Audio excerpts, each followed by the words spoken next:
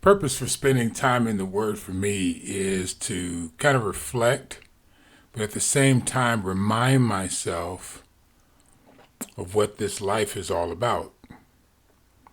I try to recenter myself on a day-to-day basis. And again, this is for my kids, my grandkids, my brothers and sisters around the world who consider me a teacher. God bless you. This may not be for everyone. But the only thing I can really tell you is my testimony. It is for me.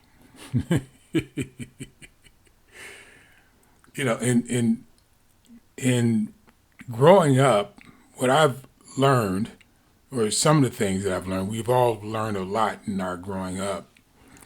But one of the main things that I learned is you got to take care of yourself.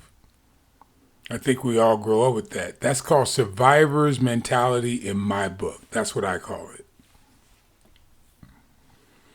Everyone grows up, not everyone, but a lot of people grow up just to survive. It's the difference between growing up and being raised. I grew up. I was not raised. What I mean by that is you woke up on a day-to-day basis. You took care of your basic needs. You did what was perceived to be the right thing to do. Go to school, go to work, play with your friends, go to the movies, get a girlfriend, whatever, go to a party. You're just living from day to day. You're not trying to do anything in particular. You're just surviving. You get a little bit older and you come to learn that, hey, I need a plan. Now, some people are raised in a family that automatically teaches you that. I didn't have that kind of teaching at all.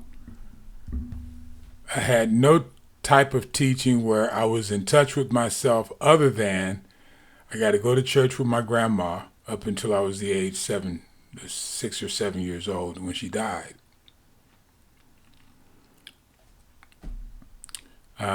Everyone in my family, it seemed to me, was just surviving. No one really had a plan that I can see.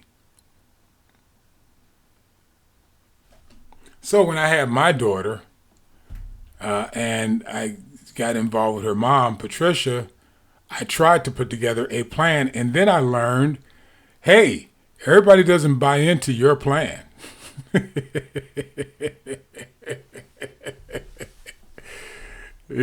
Whether they have a plan or not, they're not they don't necessarily buy into yours.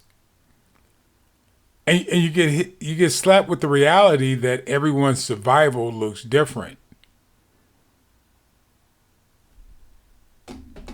It becomes, if you have not been raised in this type of environment,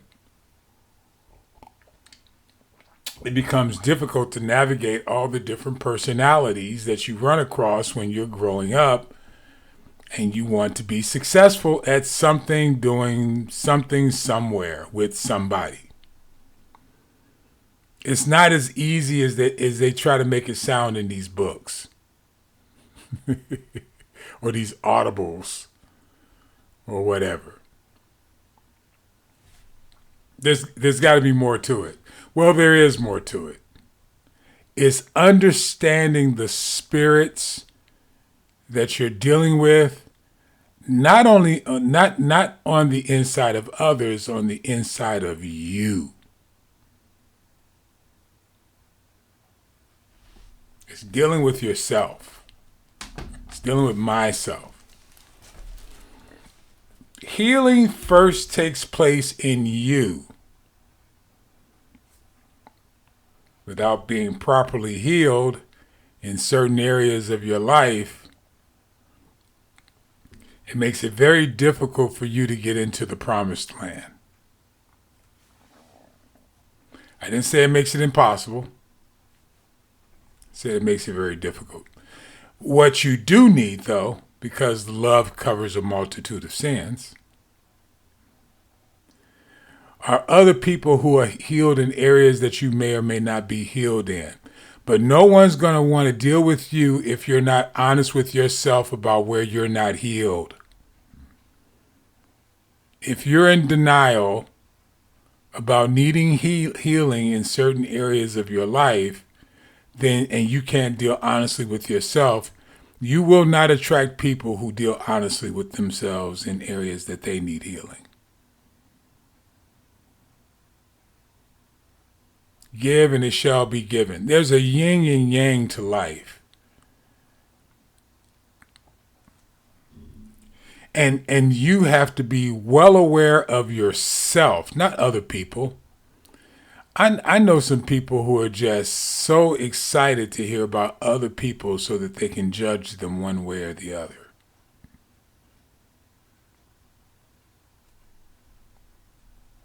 I mean, it's just sad. In our community in 2025, hypocrisy is celebrated.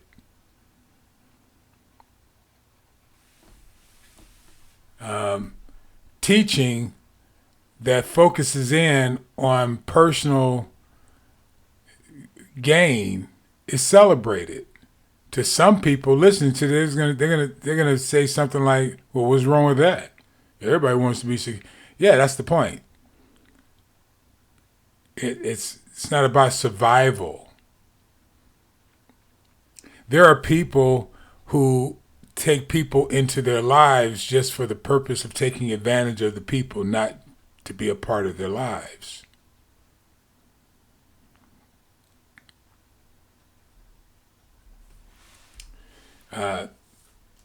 These are some of the spirits that we need to deal with.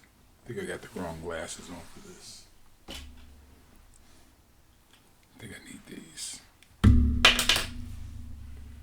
Ah, yes.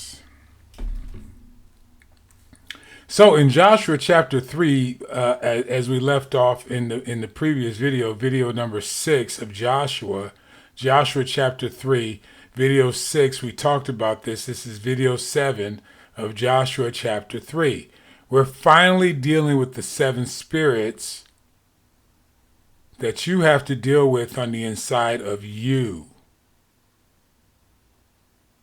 Not to call somebody else out. I was talking to my daughter yesterday or the day before that, I forgot which day. And I talked about I talked about the importance of healing yourself. If you heal yourself, you will see others. You don't have to worry about trying to read them. Evaluate them. I'm so tired of being evaluated by people. It's ridiculous. It's crazy because you see their minds going. I'm like, you haven't dealt with yourself. You haven't dealt with yourself. You're so busy evaluating other people, you haven't dealt with you. If you deal honestly with yourself, you will honestly see other people. Not from the standpoint of judging, from the standpoint of understanding. In Joshua chapter 3, verse 9, and Joshua said unto the children of Israel, come hither, and hear the words of the Lord your God. And Joshua said, hereby ye shall know that the living God among you,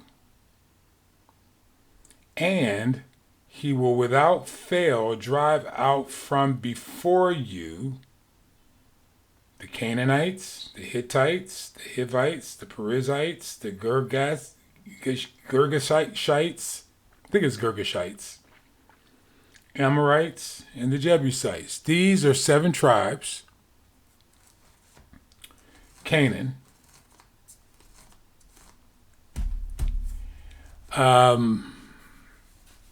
And these are the 7 spirits that you need to deal with. Let me tell you what they represent. Canaan represents, I don't want to say it that way, but it represents It symbolizes, there you go. I'll say it like that. It symbolizes the fertility god. It symbolizes immorality.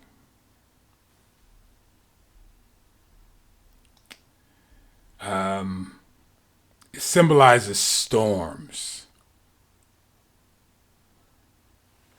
And I've studied this before, even though I have it on my notes here in my Bible. There's too many notes to actually write in the Bible. I like to write in my Bible. I'm scared to write in my Quran for some reason.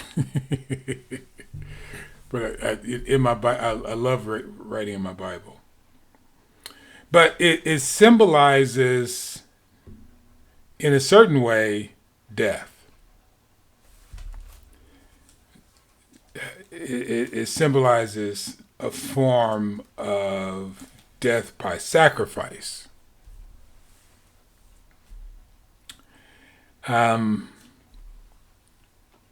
You are far from God. It also, and this is just coming from me, my personal Bible study to show yourself approved. Canaan is built upon your little works mentality. The Hittites, which is a double-headed eagle,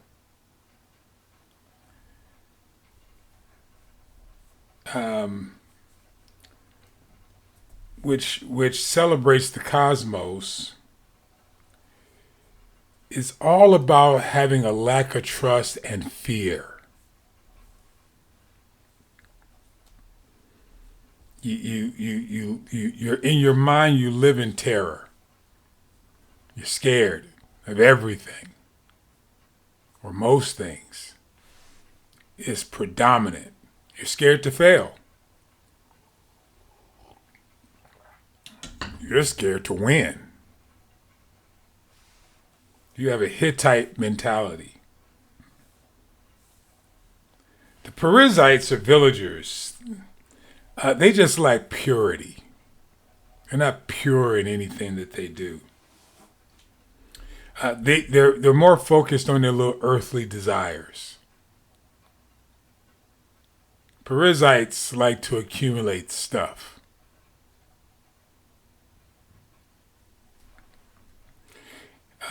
They're quitters. They don't finish anything. They settle.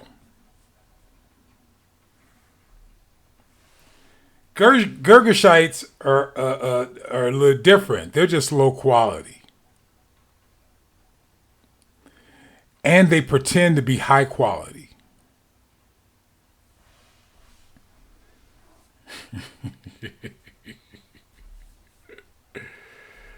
I don't want to say fake. But they don't do things at the highest quality. They're cheap. And they expect the best. That's a Girgashite spirit. The Amorites are flat out opposed to God and his method of operating, although they use his method of operating.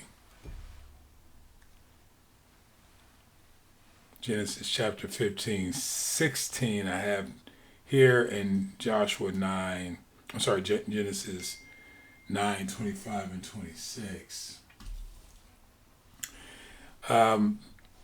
Because these are the children of Ham, children of Canaan.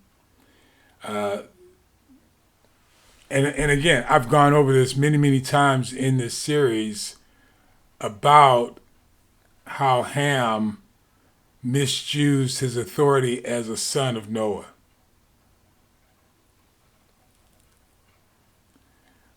He saw his father's nakedness and went and talked about it. Instead of covering his father, he went to talk about it, and the brothers had to back up, Japheth and the other brother, and cover their father's nakedness.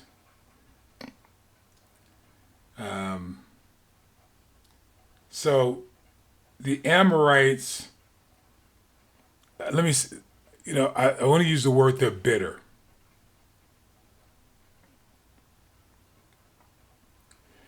The Jebusites are a special breed. They're just flat stubborn. They're going to do it the way they want to do it.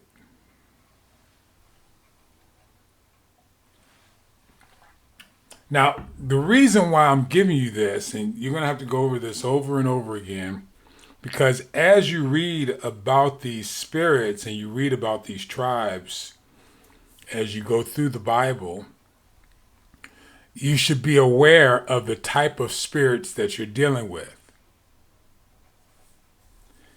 And so it goes.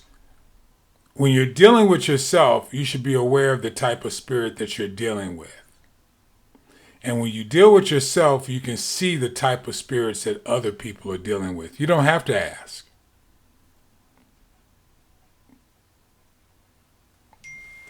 The one thing you're going to have to do is navigate around other people's spirits.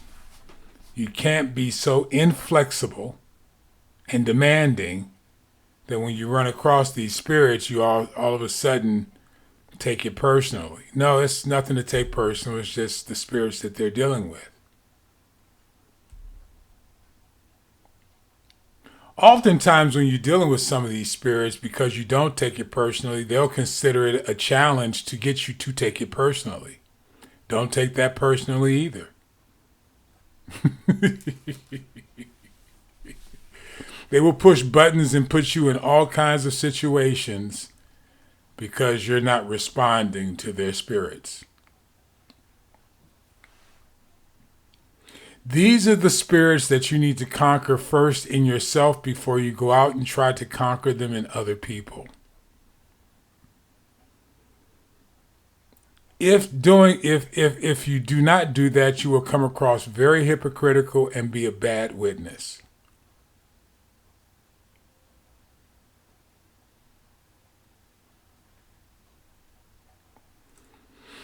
In Joshua chapter 3, verse 11, behold, the ark of the covenant of the Lord of all the earth pass over before you into Jordan, verse 12. Now therefore take you 12 men out of the tribes of Israel, out of every tribe a man, and it shall come to pass, as soon as the soles of the feet of the priests that bear the ark of the Lord of all the earth shall rest in the water of Jordan. The waters of Jordan shall be cut off, the waters that come down from above, and they shall stand upon a heap. In verse 14, and it came to pass, when the people removed from their tents to pass over Jordan, and the priests bearing the ark of the covenant before the people, and as they bear the ark were come unto Jordan, and the feet of the priests that bear the ark were dipped in the brim of the water, for Jordan overflowed all his banks all the time of harvest, that the waters which came down from above, verse 16, Joshua 3:16, and rose up upon a heap very far from the city, Adam, that beside Zaratan, and those that came down toward the sea of the plain, the salt sea, failed, were cut off, and the people passed over right against Jericho. Stay with me. I just want to get past this reading, and then we'll talk about it. Verse 17, Joshua 17. Joshua 3, verse 17. Joshua 3, verse 17. And the priests that bear the ark of the covenant of the Lord stood firm on dry ground in the midst of Jordan, and all the Israelites passed over on dry ground until all the people were passed clean over Jordan. I want to get to this, the end of what we call Joshua chapter 3, because I wanted you to see something. First of all, the Ark of the Covenant that gives us the ability to pass over the Jordan River, which overflowed its banks during the harvest, feeding the land. The priest stood in the midst of the Jordan, stopped up the river so the people could pass over on dry land. This is a type of deliverance. This is also a type of transition. God will help you to transition into your promised land because it was promised not to you, it was promised to the ancestors. You're playing a part. This is a type of humility as well. This isn't about you. It is hard for people not to make things about themselves. This is the reason why you have to overcome these 7 spirits, because all these 7 spirits make life about you.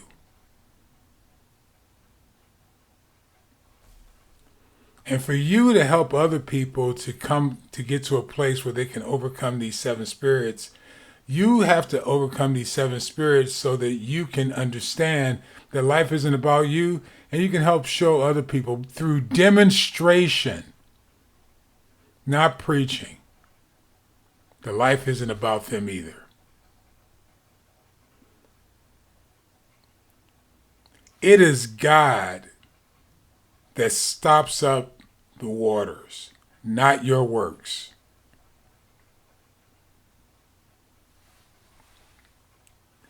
It is God preparing the hearts of the servants of the priest to do the hard part of going out in front of the people, creating a miracle for others to pass by on.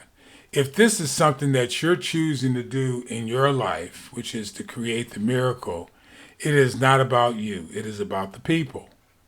Are you getting it? You're serving people. It's not about you. It's not about your feelings. That's what God is there for. To deliver you from these 7 spirits that will have you thinking that you're the most important person on the earth. I listen to these people on social media talk all the time about how we're gods and kings and this and that. And no one says we're servants.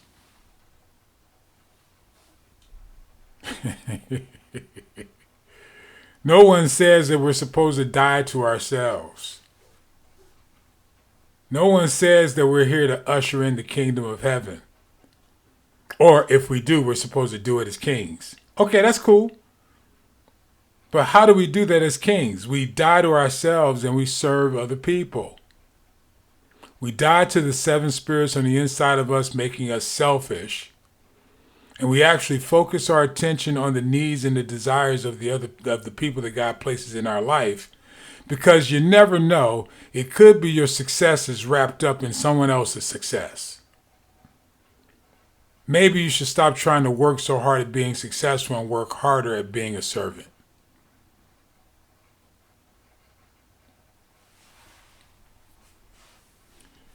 Hey, listen, thank you for taking this journey with us as we explore the kingdom of God and usher in the kingdom of heaven.